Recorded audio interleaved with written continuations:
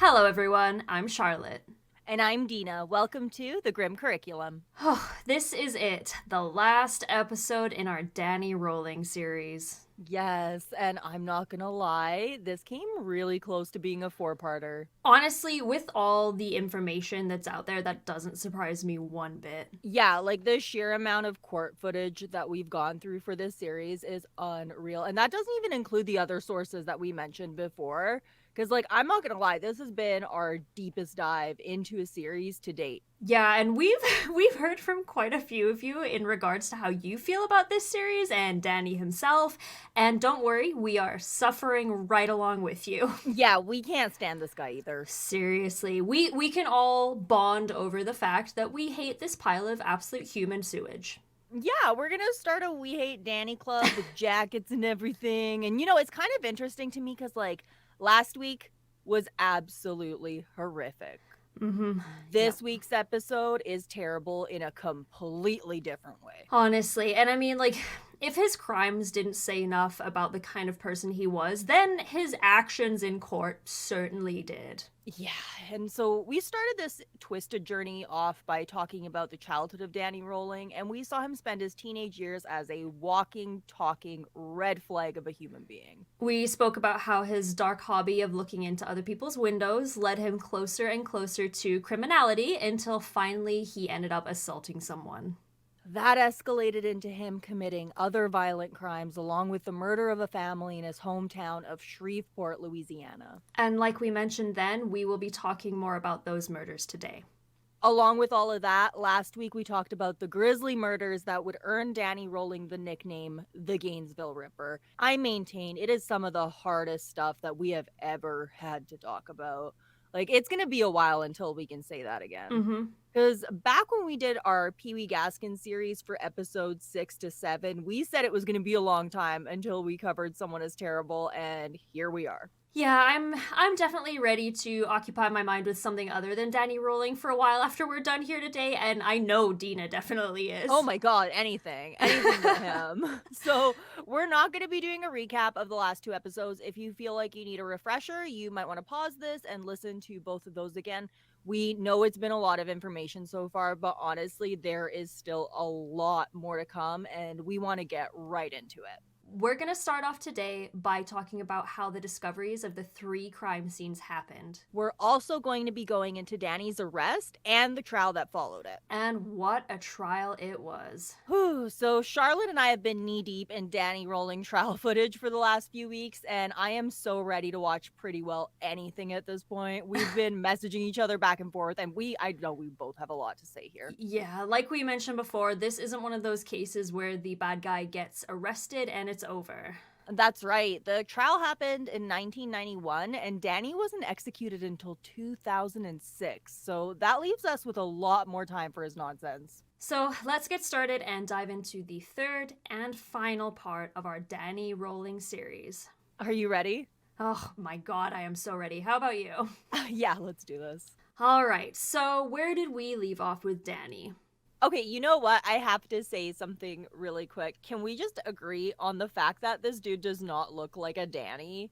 Like, Danny to me is like an innocent kid's name, and I feel so weird referring to one of the most violent men we have ever covered as Danny. Like, this dude is a Daniel. If anything, he suits his middle name more. He looks like a Harold to me. That's honestly, it's a really interesting observation because I don't disagree with you. The name Danny does have kind of this, like, innocence to it that definitely doesn't suit the person in this case. At this point, Danny has committed some of the most gruesome murders in Florida history, which, considering some of the other well-known serial killers from that state, is really saying something. And we also want to remind you real quick that these were not the first murders that he committed. At this point, the triple homicide of the Grissom family was still considered an unsolved case. However, Shreveport police had noticed some of the similarities between the crimes, and they began to suspect that they could be connected. They contacted the authorities in Gainesville to share the information that they had, which is honestly quite nice considering how many times in the past we've spoken about issues with lack of communication from state to state. Honestly, like the police work in this case overall is pretty impressive, I have to say. Something to note here as well is that it wasn't the murders themselves that caused them to believe they could be connected, it was the mutilation and posing of the only female victim of the Grissom murders. Which to me is interesting because it shows that his level of brutality was so one of a kind, so to speak. It was difficult to believe that two unrelated people were out there mutilating bodies like this. And when Shreveport police heard about Gainesville, they were automatically like, this has to be our guy. Like, I know last week we shared a lot of really difficult information regarding the murders and what he did to those bodies. Listen, we still held back a fair bit. I honestly think that even with all of the horrible stuff that we shared, we barely scratched the surface of how awful these crimes were. All the details, especially when the medical examiner goes over them, they're all there in the court videos if you want to see, but we're just gonna omit them today so we're not re-traumatizing everybody. And honestly, it's one of those things where if you have a morbid curiosity, I get that. I am that person too, Oh, but like absolutely. there are some things you can't unread. Yes, so we'll leave that in your hands. Yeah. Well, it didn't take long before the friends and family of Sonia Larson and Christina Powell realized that the two normally very social young women weren't responding to any visitors. They hadn't set up their landline yet because they were still getting settled in for the school year. Because of this, people weren't able to reach them by phone. It was around 4 p.m. on the Sunday of that weekend when the police became involved in the case. Officer Ray Barber was nearing the end of his shift when he got a call to respond to a citizen who needed help.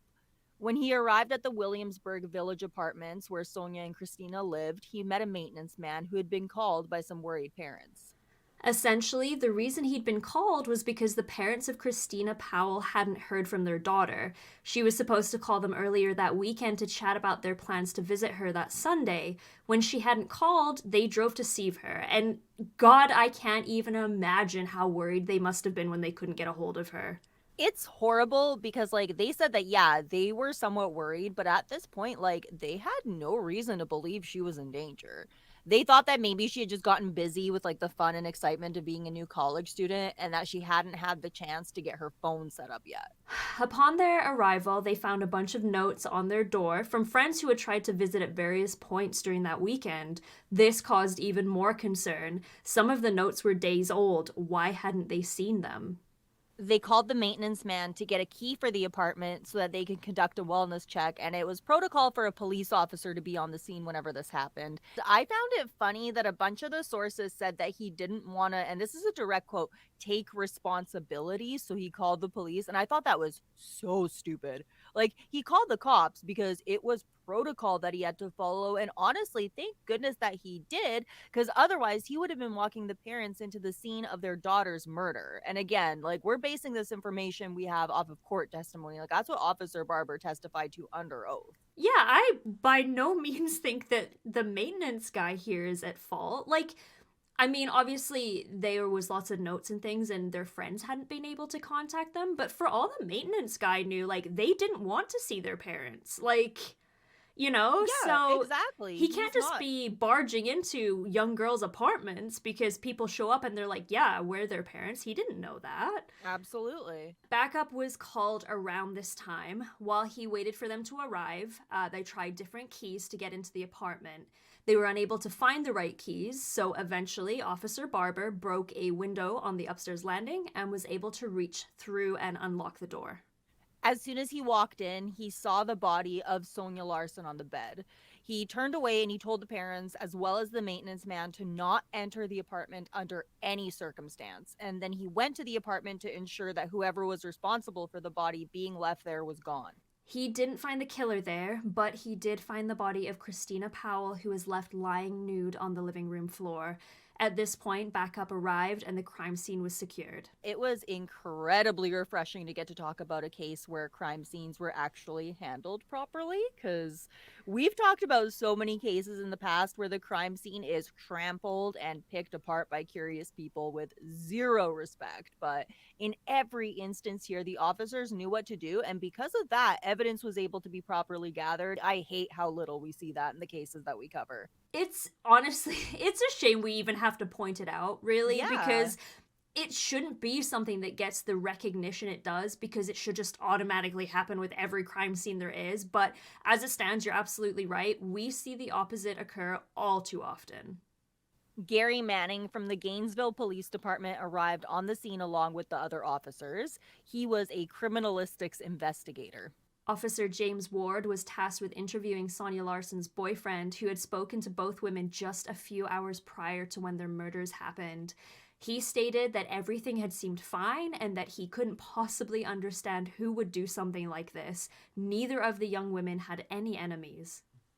This brings us to the discovery of the body of Krista Hoyt. Krista worked for the Alachua Sheriff's Department as a clerk, and she was studying chemistry at the time and had dreams of becoming a crime lab technician. She was known by many people who worked in various positions for the sheriff department, and she was pretty well liked.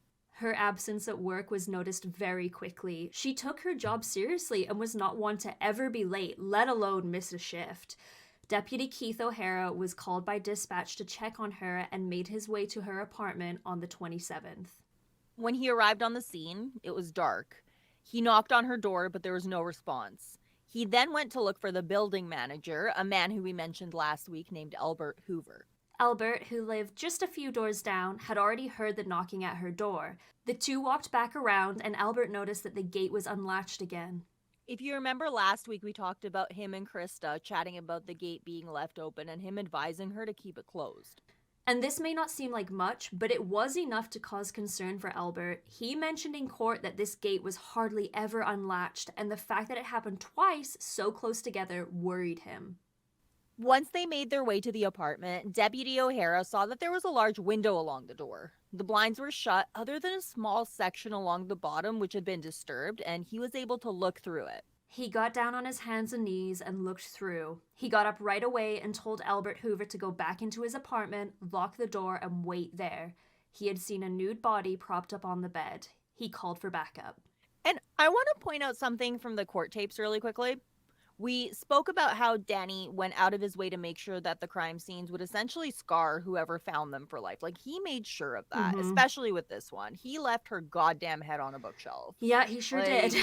He sure did. But even Albert, who looks like a very nice, like, older man, gets quite emotional while he's talking about this, because how could you not? Danny went out of his way to make sure he victimized each and every single person that would be involved with these crimes. And don't forget, he not only did that to her body, which is fucking awful in itself, he literally arranged like mirrors and stuff around the apartment so that no matter how you entered, you would immediately see this fucking rancid scene. So, like, imagine the fact that, like, that takes time. That takes effort and, like, thought. So, like, it was deliberate, and, like, to me, he's disgusting. Yeah, and then not to mention the fact that he left his wallet and came back hours later, like, and did more. And did more shit. Yeah, exactly. Oh, man. And if this is not complete premeditation, like, there's no way you could argue that this was random at all. No. Ray Barber, who discovered Sonia and Christina, was involved with this crime scene as well, alongside with Lieutenant Nobles and Sergeant Baxter. They arrived with a team to begin investigating the brutal scene. And this must have been so difficult for them, because not only is this a scene that would upset even the most seasoned investigator, but a lot of these men knew her. Yeah. They worked with her. Like, I have to keep bringing the court tapes up here, because, like, it just shows the effect this had on everyone involved. When Lieutenant Noble showed up, he called for an ambulance right away. He kept pushing for an ambulance because he had a hard time accepting that she was dead. When I saw that, I teared up. I was like, I know. Because you picture it like, I would imagine, like, these guys who are working with her, she was only 18 years old. She was still so young, and they probably see themselves as, like, either, like, father figures or, like, older brothers or straight up just, like, her friends. Oh, man. And they thought that she had been sleeping. They just thought that she slept in. Like, that's all it was. No one expected this. No. Like, all of this was before he saw the body, of course. Because he says in court how he had a hard time coming to terms with it and understanding the actual gravity of the situation. And keep in mind, this isn't a team of rookie cops. Like, these are investigators with decades upon decades of experience between them. Yeah. They were able to get into the apartment, and finally, the severity of what Danny Rolling had done sunk in. Of course, at this time, they had no clue that it was him. All they knew was that there was a very sick individual out there, and he was looking to cause as much harm as possible. This was probably the murder where we left the most information out. That, again, was by choice. Even what we mentioned is horrific, but it's clear he spent a lot of time mutilating her body, and what he did to her is almost unimaginable. At this point, it was pretty clear that these two scenes were very possibly connected. There were a lot of similarities: missing underwear, use and removal of tape, and of course, a large bladed knife. A task force was formed at this time, and people were both horrified and eager to see who the person responsible was and to bring him to justice. And they wanted this done before he struck again. People were horrified that they could be next, especially students, and the fact that Krista did not attend the same school as the other victims caused a lot of concern. This led people to believe that the killer was choosing people randomly instead of selecting women that he knew, which unfortunately was right. Another thing that really worried the public was the fact that a lot of these women looked quite alike. We mentioned it in part one, but all these women looked pretty similar to his first wife. I'm gonna bring this back to everything we saw happening in Idaho recently. Hmm. I can't even imagine being 18. You're out on your own for probably the first time ever, and then something like this happens near you. Like, of course, you're gonna be horrified. Imagine how the parents of these students felt. Like, because of this, a lot of people considered not coming back to school at all. And we saw this happen in Idaho recently. Yeah, almost identically. It creates this panic. Kids were trying to call their parents and vice versa, and then they weren't able to get through because all the phone lines were so tied up. Because remember, this is the 90s. Parents weren't hearing from their kids, so they'd panic, call the police, and then things would just escalate. It was utter chaos. Students would sleep in groups of up to 12 because they were so afraid of being alone. Young women were terrified of any unfamiliar man that they saw because, for all they knew, any of them could be the Gainesville Ripper. Women stayed close together, and those of them with male friends trusted them to keep them safe. On Tuesday, August 28th, the bodies of Tracy Paulus and Manuel Taboda were discovered. This caused even more panic. Not only were there more victims, but this time one of them was a man, so basically now everyone thought that they could be in danger. A friend of Manuel's had attempted to call him, but he hadn't been able to get in touch. They reached out to another friend who lived nearby and asked him to check on the two.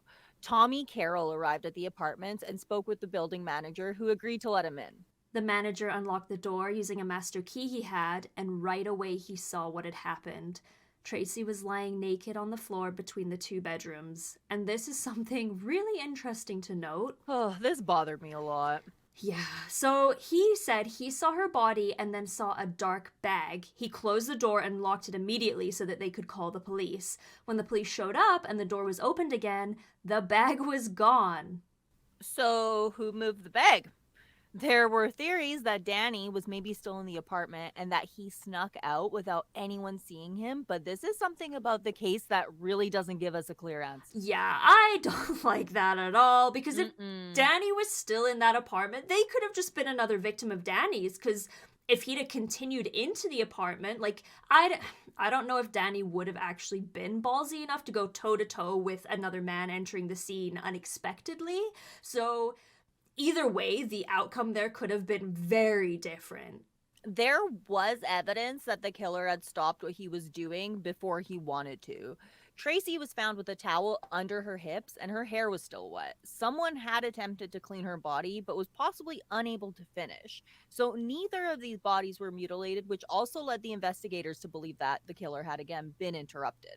At this point, the case is getting attention all over the country, and people were being reminded of another terrible human being who had just been put to death the year prior: Ted Bundy. He keeps coming up, doesn't he? I know, we just can't avoid him. We cannot avoid him. Ugh. Thousands of tips came in. Some of them were useful, some of them were not, but each one was looked into. The investigators didn't want to miss anything.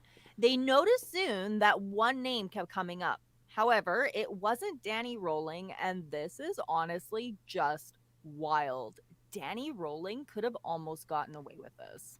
Comparisons were being made in regards to these murders and the unsolved Grissom murders. Investigator Don Maines was sent to Shreveport to find out more and see if the crimes were in fact connected. He found out that not only were the bodies mutilated, there were a lot of similarities between the four crimes. Exactly. Along with the posing of the victims, there was also evidence that the killer had gone through great lengths to clean the privates of the women he assaulted in an attempt to get rid of any DNA that would be left behind. Not only that, there was similar residue found on many of the bodies. They talk about this a lot in court, but it was essentially proof that the killer had used the same type of tape. They also found that the blood type of the killer found at the scene matched blood found at one of the Gainesville scenes. Despite all of this, things kind of derailed for a moment. About a week after the Gainesville murders, the press made a shocking announcement. The Gainesville Ripper had been caught. The problem?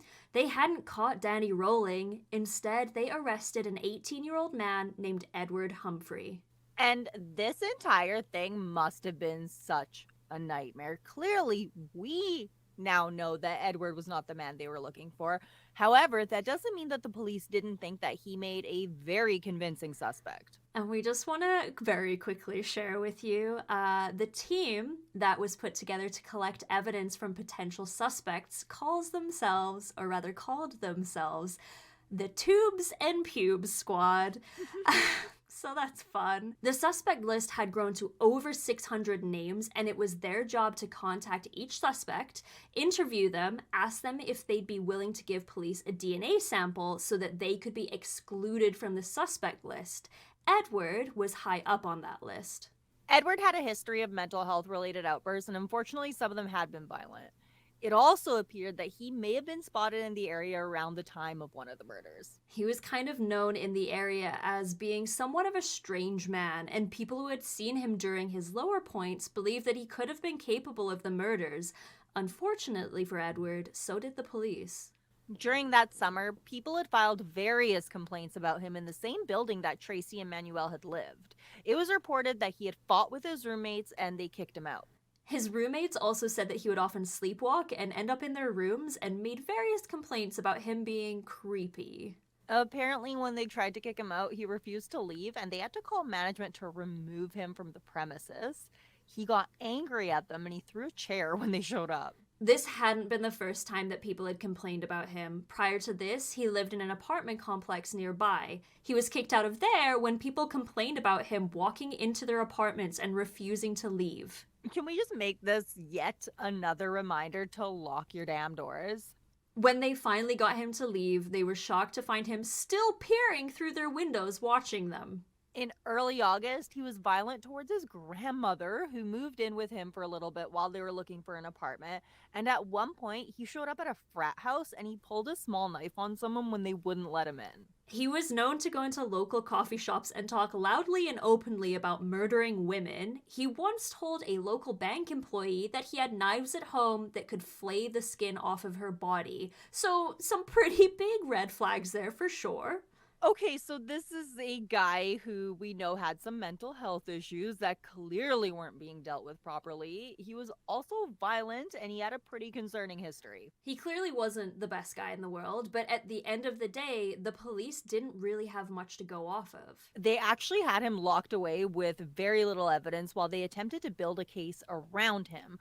And obviously, that is incredibly wrong. Like, they had essentially nothing to hold him on other than people's negative views on him and some pretty concerning past behavior, but they still managed to lock him away. In a sense, you kind of feel sorry for him because clearly he's already going through some pretty serious stuff. Yeah. But this entire thing must have been a pretty horrifying ordeal for both him and his family, especially because, he had a pretty horrible track record when it came to threatening people around him. Yeah, and I mean, it actually took 4 days before a judge was even willing to grant them any kind of search warrant related to him or his property. Like, they really had to push for it. Well, they were under a lot of pressure to find the killer, but unfortunately, when we see this happen, it also means that they're spending time and money looking at the wrong person. Not to mention that this gets terribly unethical for a few different reasons.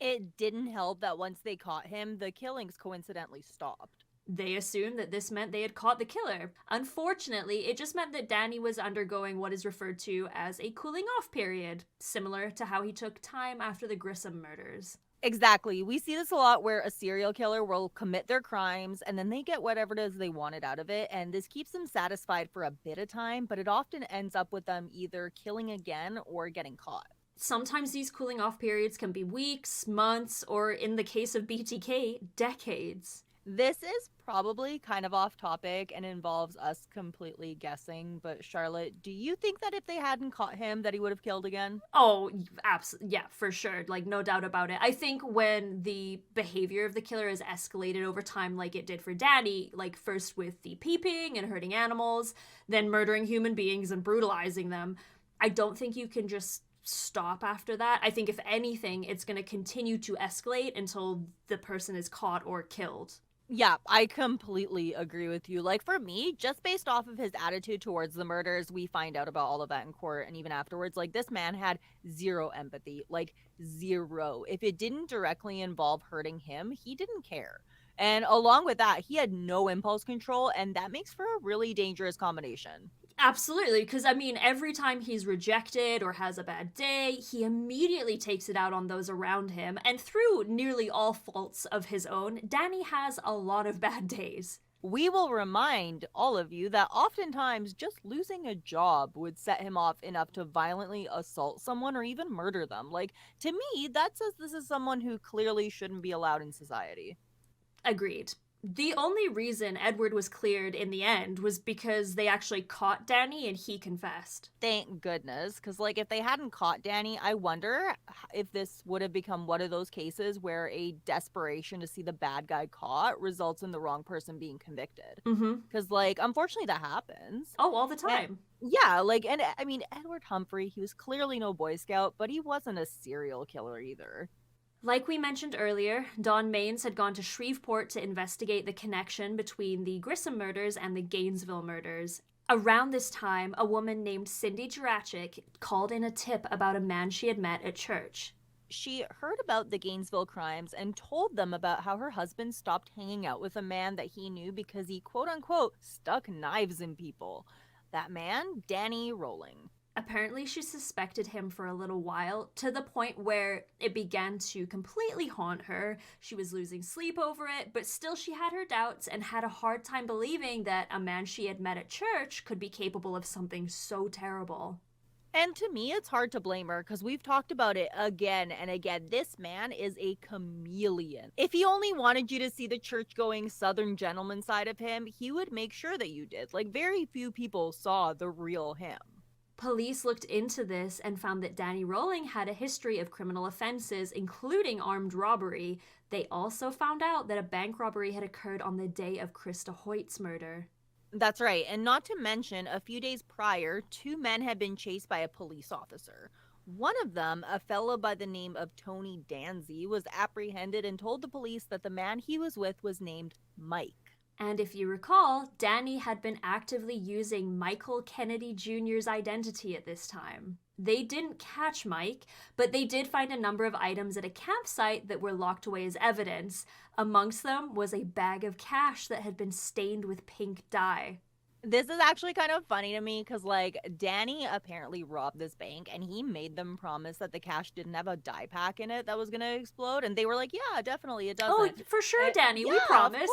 Of course. You And so he idiot. leaves with the money and the dye exploded all over him. It is so easy to forget how horrifying this man is when you see the amount of, like, Looney Tunes goof em ups that he has. I mean, if nothing else, it goes to prove that the old, like, high IQ serial killer you see in the movies and TV shows is more often than not a false stereotype. You're absolutely right. And Danny Rolling is definitely no criminal mastermind. No, you know what? He probably saw himself as some kind of, like, to be fair, I'm not sure if Silence of the Lambs had come out when Danny got an opportunity, but he probably would have thought of himself as, like, a Hannibal Lecter kind of guy. And it's like, sir, come on. Hold on, it came out in 1991. I wonder if he would have been able to see it. February. Oh, maybe. It's possible. When was... He may have seen it. Yeah, he may have seen it. I could see him being like, yep, that's me, Mr. Intellectual. Because, like, the man's thought he was a poet. Mm-hmm. He was not. No. So they also found at the campsite a few other items that initially they didn't think too much of. These items would later link Danny Rolling to the murders. And yes, among them was the cassette tape, and we will get into that later. After his close encounter with police, Danny went on the run. He robbed a student and stole his car, then made his way to Ocala, where he robbed a grocery store at gunpoint. Police were called, and this led to a high-speed chase between them and Danny. But Danny eventually crashed the car and tried to run, and he was caught and arrested. Investigators decided to look into the tip from Cindy Jurachik further and found that Danny Rolling was being held in a facility that was a mere 40 miles from Gainesville. Investigator Steve Platt visited Danny in jail to obtain DNA samples from him. You guys are gonna love this part. Yeah, this story, man, this grossed me the hell out in a whole other way. This man is seriously a human bag of trash, and this is just another example of that. Like, Charlotte, you saw this in the documentary, and you messaged me about it. I sure did. So, oh my god. Basically, so investigator Steve Platt arrived along with Danny's public defender and told Danny that his pubic hair would need to be collected and tested along with various other types of his DNA. He told him specifically that they would need approximately 30 to 50 hairs from him. And what does Danny do? He immediately stands up at the table, drops his orange jumpsuit, grabs 2 handfuls of pubic hair, rips them out in one go, and says, "That ought to be about 50. Hello? What? Sir. And I would like to point out that Danny's public defender was also a lady. She was a female public defender. And in the documentary, Steve Platt, the investigator, is like, in that moment, he literally watched him turn from like meek and mild and feel sorry for me because I'm poor little Danny to someone who is dominating the situation and very aggressive. He's like, I saw it in the snap of your fingers kind of thing. So again, it leads to the point that Danny is this social chameleon. Imagine being his public defender and seeing that and then having to defend him. I don't know how public defenders do it. I really don't. No. And it goes without saying, but they tested the hair and it ended up matching the hair that was found at the crime scenes. And listen, you guys, like, please don't hate me for further making us talk about the fucking bush hair of Bling. Oh, no. But, like, what the hell was going down there where he could, 1, yank out handfuls of it at will, and 2, leave it everywhere he went. And again, I'm sorry that I made us all think about it, but if I had to go down that horrific rabbit hole of thoughts, and so do all of you. When I learned of this, it had also crossed my mind, something along those lines, but it really doesn't bear giving any further thought to, so let's just move on, shall we? I've already thought about it more than I'd like to admit, so yeah, let's go. Oh, man. DNA confirmation wasn't enough, so they wanted a confession from Danny himself, and this may leave some of you wondering why they didn't come at him then and there for the murders, and it's because they didn't want to risk messing up the investigation in any way and somehow seeing this man not punished to the fullest extent of the law, or even worse, somehow walking free.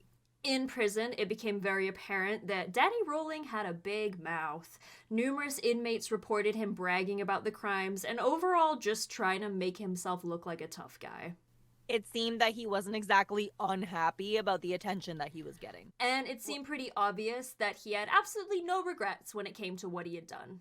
Okay, so let's get into this confession. This entire thing is available to watch online along with the rest of the court footage. The audio quality for this is kind of rough and hard to hear, but basically, Danny had met another inmate named Bobby Lewis. Bobby was a man with a reputation himself. He was known for escaping from death row, and it isn't really a surprise that Danny would, look to make friends with someone who had prison clout, so to speak. This entire confession is ridiculous to watch. Oh, it's so, over the top and, it's pointless. So stupid. So, okay, they wanted Danny to talk, so they kind of let him, make up the rules here, which got the job done. It did.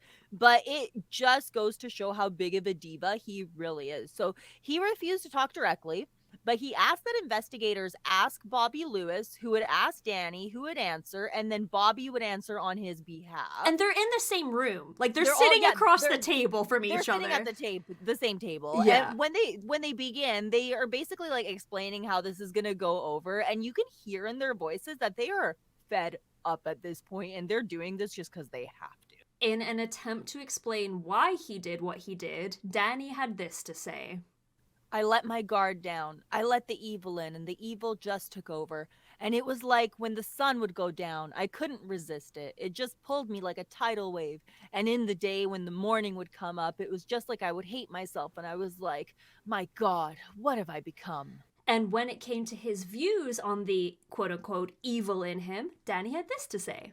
There's just no turning back. I think there's a war going on, and I think that a war is in a dimension that you can't really see with your naked eye between the forces of good and evil, angels and devils, if you will, and they prey on us.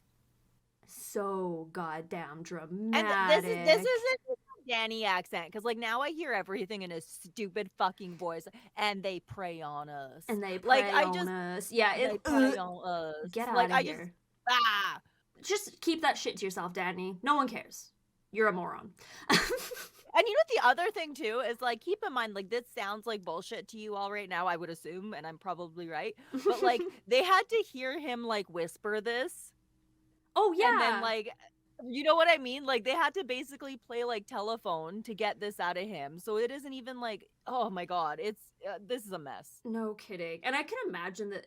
I mean, if I were a member of this investigation team, I would be like, I don't have patience for this. You have murdered 8 people. Go fuck yourself, sir. Exactly. Once they finally had the confession, it was time for Danny Rolling to go to court and face a potential death sentence. And this finally brings us to the trial of Danny Rolling. And what a trial it was. I have so much Danny Rolling court footage living completely rent-free in my brain right now that I can't wait to fill it up with literally anything else. I do have to say before we get into any of this, and Charlotte, I'm sure you're going to agree, but like I was legitimately impressed with the prosecution of this case.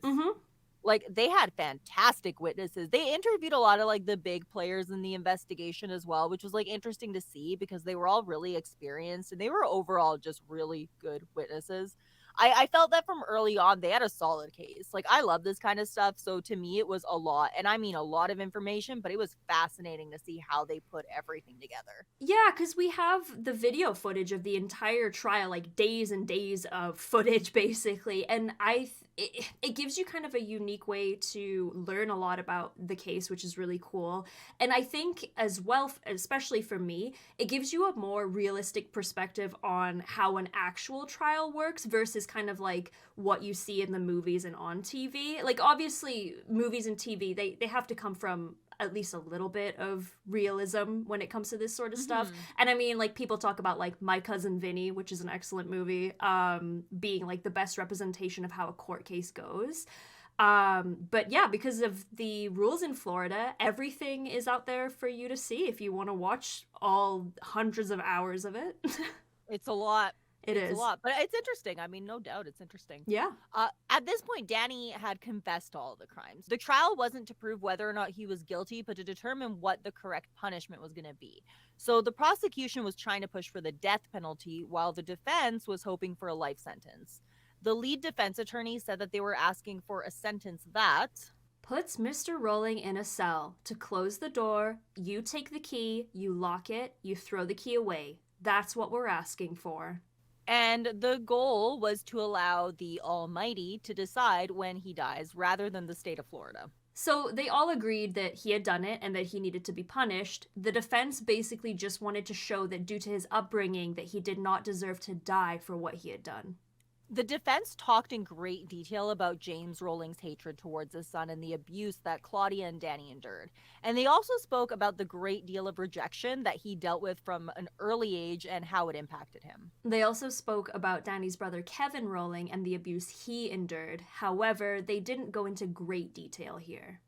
We talked about Kevin a little bit before and how he said his father was not abusive, and we would wait until now to kind of clear something up. So Kevin Rolling did say that. However, he also admitted that he had blocked out a huge part of his childhood, and I think we all know that isn't exactly the best sign. Yeah, and I made a lot of notes about my thoughts throughout this entire thing, so I hope you don't mind me chiming in here and there No, with it. go for it. But something that I keep thinking about this entire time is I am wondering what the jurors were thinking. Hmm. Like, this all happened after they spent hours hearing about the horrible things that Danny did. Like, did they buy it? Did they sympathize? Like, the other thing I found interesting was that the prosecution, like, during their time to speak, it showed Danny a lot. But while the defense was speaking, it didn't show him until 30 minutes into their whole speech. And this is a decision made by Court TV, but I was just kind of curious about that. I was curious about why they didn't show him because I feel like they had Hmm. a lot of opportunities where they did and he was there. It just wasn't until 30 minutes in. Yeah. And something else is they also talked about how he prayed for a wife while he was at church one day and O'Mather walked by and that's why he went after her to begin with, which like oh my god, like you prayed to God for this wife, she walks by and Hmm. you marry her and then you abuse her, you threaten her with a shotgun until she leaves you. Right? Because in Danny's mind, this is a partner that was sent by God to him, and he still chose to treat her like shit. Like, make that make sense. Yeah, and speaking of his relationships, they also talk about a woman named Bunny Mills, who was a friend of Danny's. They told a story where he had come over to her house and was crying about how his father didn't love him, which apparently was a pretty regular thing. She saw that he needed mental health help and tried to get it for him, and she suggested that they go together. And his reaction was running around the apartment to the point where she had to chase him to settle him down. There's just so much to unpack there. Yeah. And again, we talked about this last week. This is how he reacted to the divorce papers. Yeah, exactly. Like I guess everyone's got their way of dealing with hard to hear information, and Danny's is to run a mile, I guess. I guess, yeah. The various members of the investigation team were interviewed, and with that, the prosecution was able to piece together the series of events that happened during that weekend in Gainesville. This lined up with Danny's version of events. Something else that's interesting to note that because this entire trial is recorded on camera, there's a small audience watching, and the camera often pans over to Danny, which I thought was really interesting because of his reactions or really like his lack of them. Mm-hmm. I'm sure he was advised to behave a certain way, but like he really just like he sits there, he blinks a lot, and he really doesn't react. Like he looks around sometimes and things like that, but like wait until you hear about what he does when we do catch him reacting to something because like it made me nearly scream in frustration. he he really does blink a lot, and he of course he has that kind of naturally sad looking face. He has these glasses on, and for the most part he has kind of his head in his hands, and he's again blinking a lot for some reason, and he doesn't often look around at the people around him. He kind of keeps his eyes down, and I would assume that's either his attempt or his lawyers have advised him to make himself seem very like harmless and meek and kind of repentant maybe. And I thought it was interesting because he doesn't do that for the whole trial. There was like a certain point of the trial where he kind of just like stops doing it, and it goes from like when they're talking more. Well, there's a specific part we'll talk about, but like he goes and starts looking more into the audience and looking Mm-hmm. at people and looking at their reaction. So it's interesting to me because it almost seems like that facade didn't last. No, and you don't see it do or see it see him. Well, you don't see him do this in his interviews in prison afterwards, when he's in Exactly. death row, which is like so. It's obviously not a natural thing for him. And it doesn't look natural either. No, He's it's not fooling so anybody. no, exactly. It's so hollow. They also had witnesses who were able to provide testimony saying that Danny was heard bragging about the crimes. Something else that we haven't mentioned yet, and it isn't talked about a ton, but it does say a lot about where Danny was mentally. They spoke in court about him blaming his actions on two alter egos. One was Gemini, which we will share a poem later, Yay. and the other is Yanad, which is Danny backwards. Yeah, he's so So creative. creative. Right? Or as he calls it, Enad. Enad, oh my lord. Enad. Mm-mm. That's Enad. No. Enad and Gemini. Stupid. So, long story short, he attempted to use these two egos to explain why he did what he did. He had a dark side, and those were his names for it. And we do see this with a few different serial killers, Gacy being one, and most recently, Joseph D'Angelo. They also talk about the various items left at the campsite, which were all proved to belong to Danny. I just want to quickly chime in. We're currently trying to mush together at least, like, how many hours would you say? Uh, you know, overall, probably like 100 hours. So you for sure watch like 50 to 60 hours. Yeah, more than I should have, really. Like, I mean, we could do an entire series on just the trial. We're trying to include like the super relevant stuff that we took away from it, but again, like the prosecution had a really well built case. They sure did. They continue to interview the investigators regarding the discoveries of the bodies, which we talked about earlier in the episode. Seeing the people involved in the crime scene investigation really brings it to light. There are some points where even officers with decades of experience become quite emotional talking about this, because how could you not, really? There was one part that legitimately gave me goosebumps. Like, they have crime scene investigator Zach Smith on the stand, and they hand him this bag of evidence and they ask him to pull out what's inside. And you don't know what he's going to pull out, right? Mm-hmm. So he opens it, and it's the ski mask that Danny wore. Ugh. And this scared the absolute shit out of me. Like, at this point in the trial, I've seen his face more than I want to count. And that is however he wants to present himself then, suit and tie, whatever. But like, I see this mask and I picture him wearing it. It's like this dark red with like a light outline around the mouth and the eyes. And I can't even imagine the terror of seeing someone wearing something like that in your home. Yeah. Like we mentioned before, these crimes are what inspired the screenplay for the movie Scream. Mm-hmm. And to me, this mask is scarier than anything you could write because it's just so real, if that makes sense. I imagine like Zach Smith, he reaches into the bag and pulls it out, right? Like I would not want to touch that. Oh my god, no. I like it. That No. just seems like fucking cursed, is what that is. I wouldn't want to be in the same room as that No, thing. it Yeah, gives like me you the want to heebie-jeebies. burn that shit after and be done with it. No kidding. Whew. Okay, so everyone, it is now time for the moment you've all been waiting for. We are going to talk about the infamous cassette tape. I listened to the whole thing. Mhm. The whole thing. If that doesn't show my dedication to bring our listeners the solid information that they have grown to expect from us, I don't know what will. But like, however, I'm going to tell you right now, this is not solid information. This is something I can only describe as cringe ass bullshit.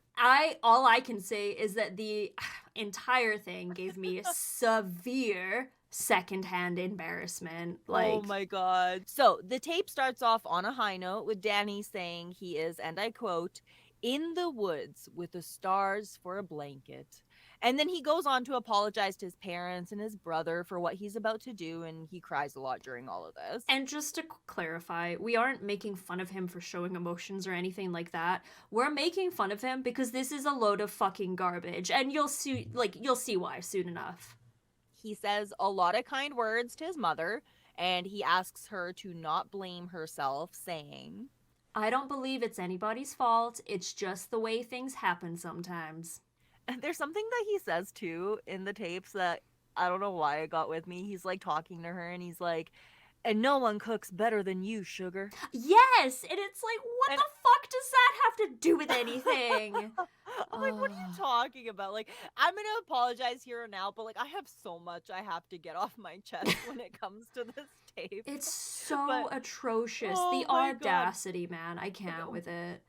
So one of the things that he says that stuck out to me was he says to his dad about how his dad got himself a good one and how his mother got herself a good one too, which I found interesting considering everything that he said about his father. Although like familial abuse, it's super complicated and you can still love those who hurt you, and Danny clearly was desperate for his father's approval and had a lot of love and respect for him, but I just thought that was interesting. It's so twisted. He tells his brother Kevin that he loves him and that he would trade both of his arms if he could go back and do everything all over again.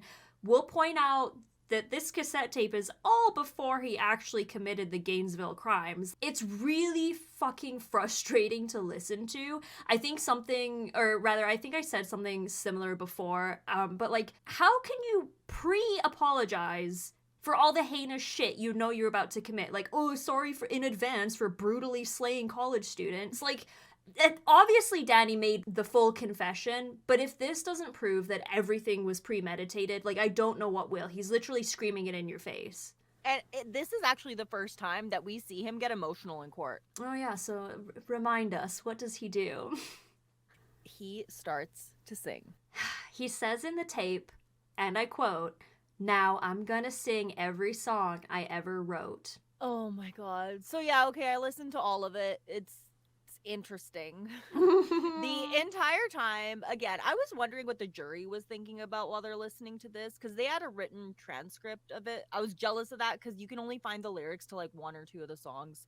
It was kind of hard to hear. So, like, not only was it an assault to the ears, I had to really lean in and hear it, which is double insulting. But the first song is really long.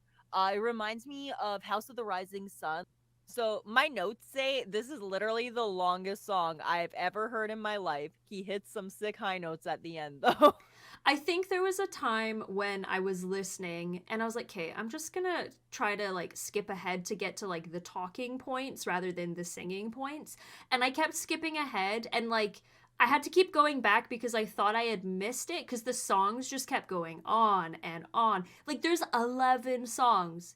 Motherfucker put a All of them are whole long. album on this shit. Like, no, unnecessary. Stop it. No one cares, Danny. And he also, it doesn't help, he spends a really long time between the songs tuning his guitar. Yes. And he honestly, he sounds pretty proud of himself. Like, so in trial, it shows Sandra London, who we're going to talk about her soon. She's in the audience, nodding along with the music. And it also shows people in the audience reacting to it, which that was kind of fun for me to watch because you get to see them getting more and more irritated as he just keeps singing more songs. It's kind of relieving because you're like, okay, cool. It's not just me that is absolutely having the worst time ever listening to this.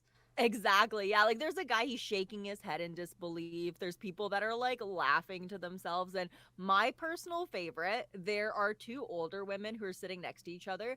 And one of them like nudges the other one and does the whole like finger to tongue, like bleh motion at her. And then they start laughing. And I really like that. That was basically how Yeah, I felt. amen to that, honestly. Right? I was like, okay, yeah, I agree. And then he does something that caused me to actually yell. Did he just do that at my computer?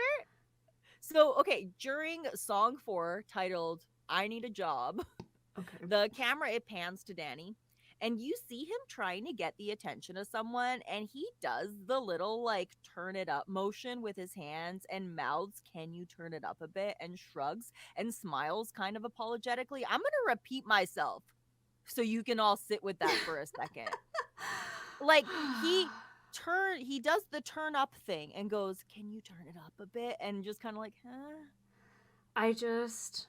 No, sir. You sit there and you be quiet. You keep your mouth Like, shut. no one except for you wants to hear this louder, Danny. Like, and it bothered me because he barely reacted this whole trial, but he asked them to turn up his music so he can hear it louder. And Like, just like I listen to my own voice every week when I'm editing the podcast, and it's like I've gotten used to it over time, but I don't particularly like the sound of my own voice. It's something that takes getting used to. And so for this motherfucker to be like, "Oh, this is a good bit. Turn it up. This is me." How dare you? yeah, like you know he's listening to it and he's like, "Yeah, I really like," and you the whole time he's like nodding along with it. His eyes are closed. He's like, "Yeah, I'm feeling this. Like it's so good." You can tell he's really into it. I just And can't. the other thing I noticed was that in court, like he looks super emotional during the apology part of the tapes, but like while he's singing the songs, like he is looking into the audience a lot. He's sitting taller, he looks proud. Like it's evident the difference in the like, oh, this is sad Danny to like this is his moment. This is like when people are finally gonna hear his music. Because keep in mind, like that was his dream. True, yeah. So in a way, he's finally gotten the audience for his music that he's always wanted. Absolutely. And so in the tape, someone knocks at the door and he like signs off for a bit and he comes back and he says that his heart was really heavy for the first part of the recording. And then he does the whole like, my guitar was a little off. The timing wasn't good. Like that whole kind of thing. Like he tries to be like modest, which I just hated. Yeah. We go through 11 songs before he goes back to talking to his family. And he says goodbye and he says something I thought was really interesting to Kevin. So he spends a lot of time giving Kevin, who didn't like hunting, hunting advice.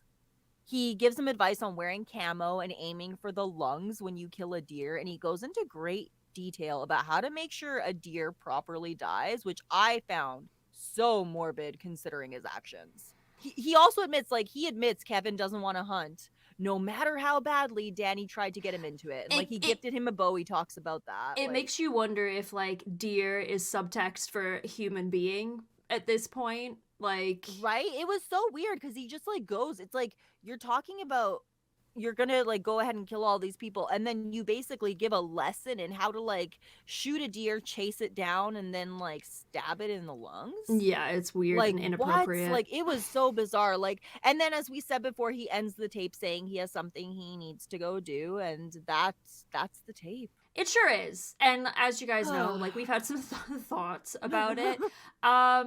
It's basically an 11-song album and then some about the Danny show, is how I would Yeah, describe it, right? It's a little novel to himself, more or less. And I hate yeah. it, honestly. I I do hate feel all of it. sorry for the jury for having to sit through it and be like, okay, that was unhinged, and now we have to figure out how we're gonna sentence this man.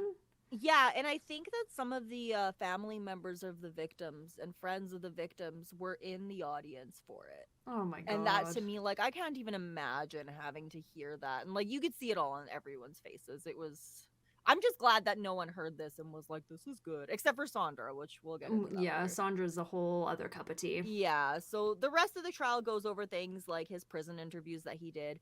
One of them stands out a lot because it's a really like pretty petite woman that's interviewing him, and he is so friendly towards her, and it's so Yeah, of weird. course he is. Ugh. Right? Like they talk about prison food and she's like, "Is it as bad as people say?" And he's like, "Oh, it ain't so bad."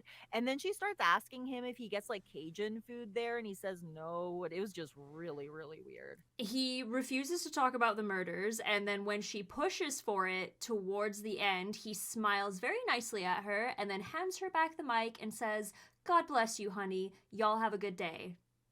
Who is he? I don't know. Like, oh my God. So, in another taped interview, we see the whole like Danny, Bobby Lewis debacle where Danny refuses to speak for himself.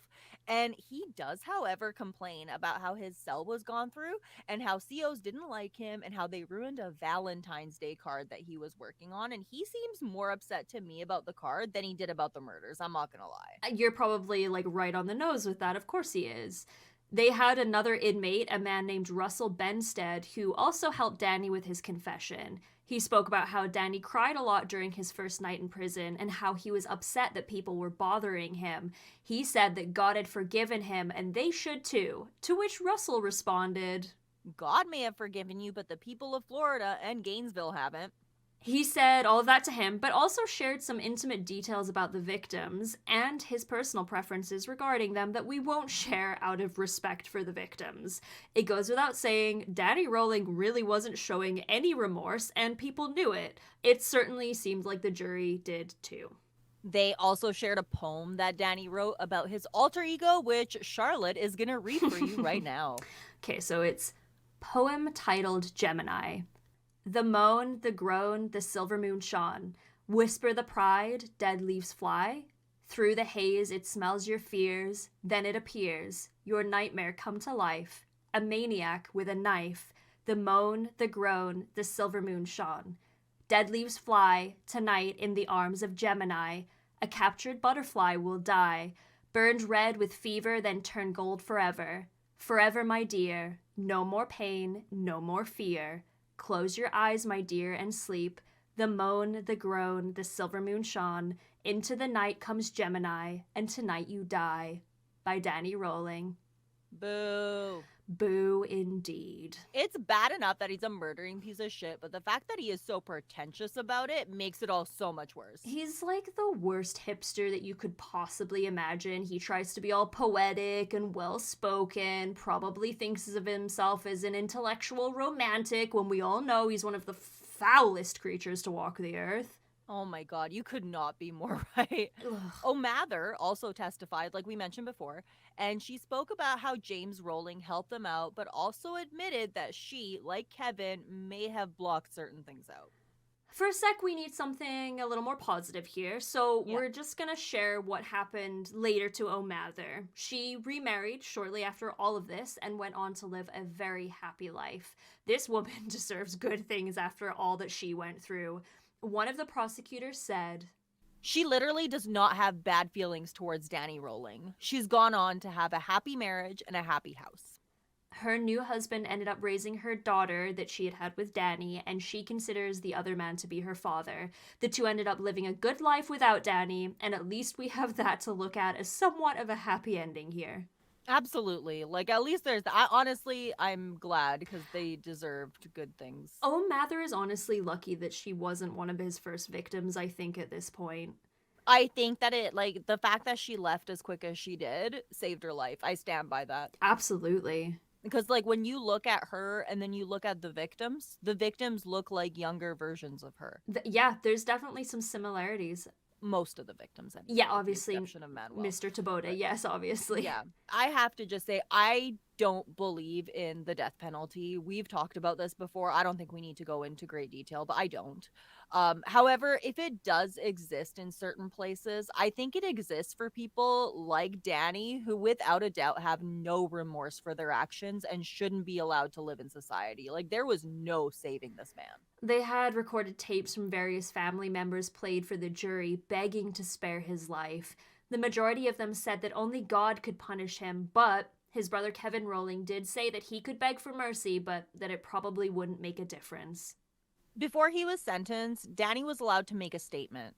He starts off saying he has a lot to say, About the world, about my beliefs, and the destiny of man, but that anything he has to say is. overshadowed by the suffering I have caused. He then dramatically raises his hand to his heart and says, I regret with all my heart what my hand has done. I have taken what I cannot return.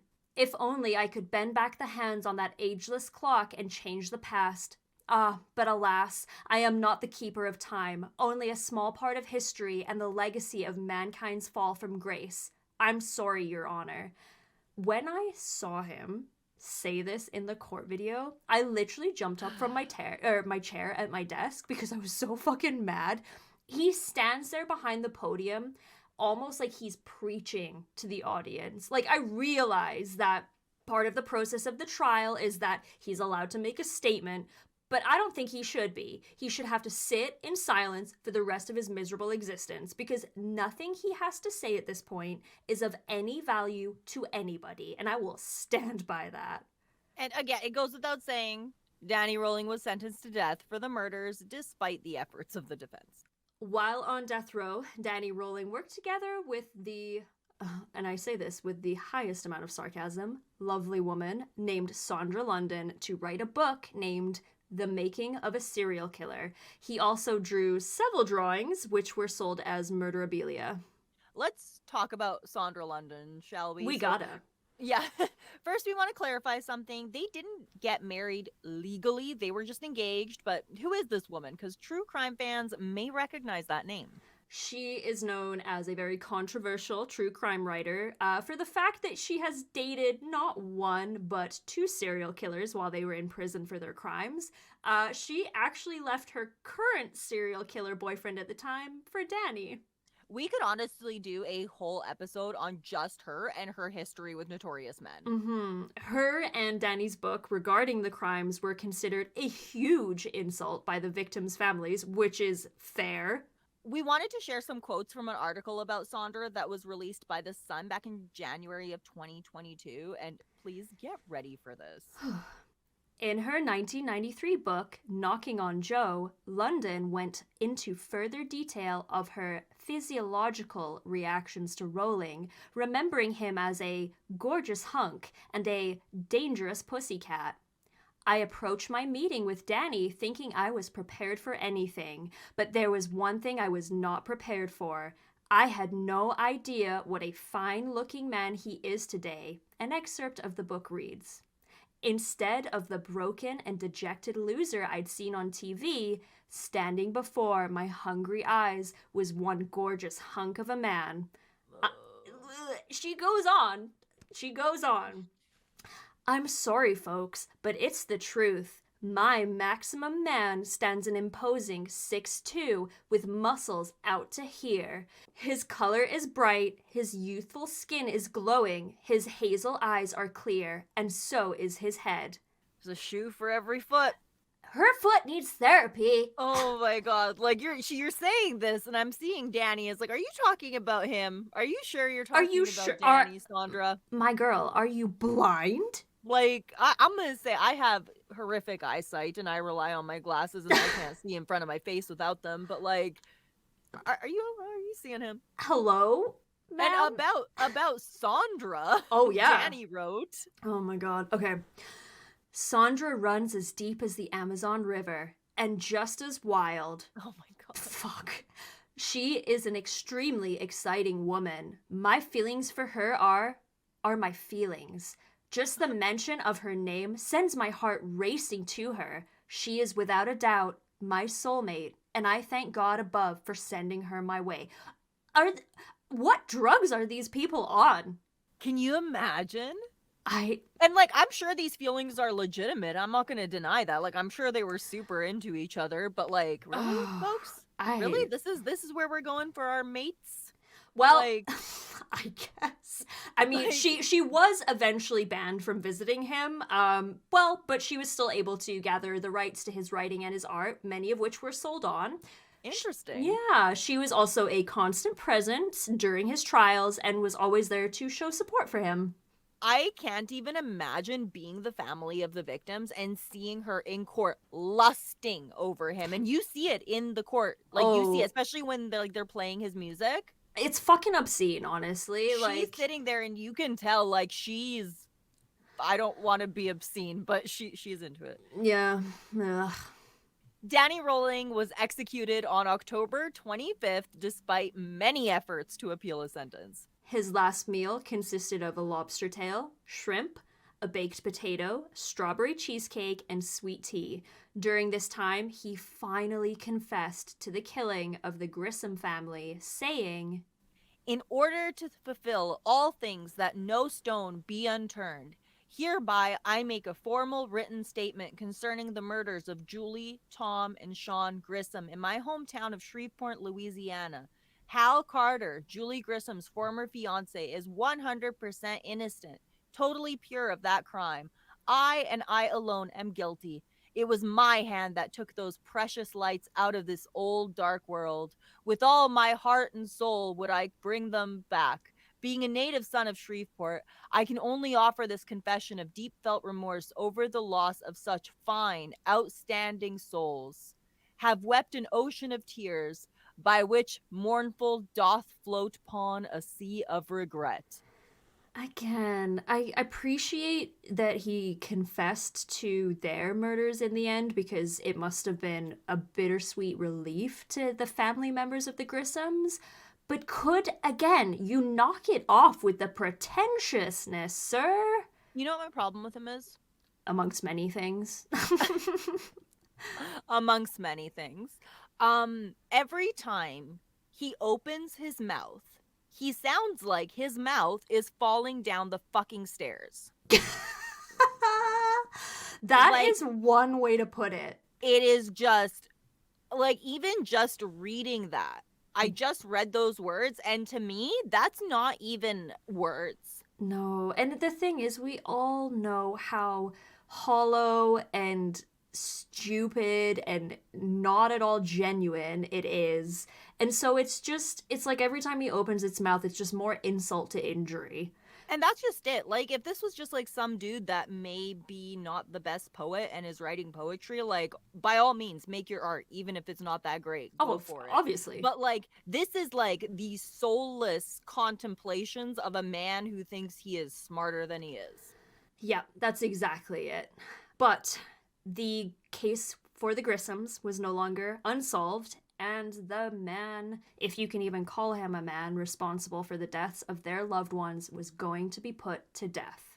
Members of the victims' families witnessed the execution along with Janet Frake, the survivor of one of his attacks. Many of the family members actually disagreed with the fact that Danny was being put to death, as they didn't feel it was right. However, they showed up to show support. For his last words, Danny sang a 3-minute hymn. He did not mention his victims or apologize for his actions once. One of his attorneys even said, I was just shocked at the singing. There's gotta be some dignity, some closure, some expression of remorse under these circumstances. These people deserved that. Witnesses say that Danny continued to sing even after his mic was turned off and that he sang until he was dead. In response to how she felt about the song, the mother of Tracy Paulus said, Hatred. I was mad all the way through it. and with that, Danny Rolling, the Gainesville Ripper, was dead. And I have to say, Danny did promise Sandra that he would visit her in the afterlife. In the 2022 interview, she says that he has not. Well, that's good because we got rid of him for a reason, and I don't even want his ghost coming back. So No, let him be a failure even in death. Exactly. Well, so that's it. That is it. We made it. 3 episodes, the story of Danny Rolling. By far one of the most heinous humans we've talked about. It's gonna be a while before anyone takes his place. Well, we hope you all enjoyed this series. We know it was a tough one, but this truly is a story of how depraved one human can really be. And normally, you guys know I like to end our episodes with my thoughts about the series and whatnot.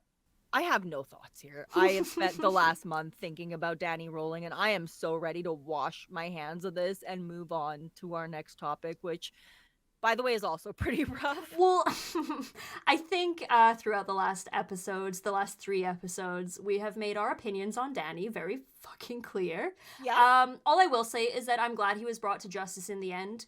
There is no redemption for that kind of evil. And if there is an afterlife for Danny, I hope it's horrible for him every day. I am 100% with you on that. Couple things before we go.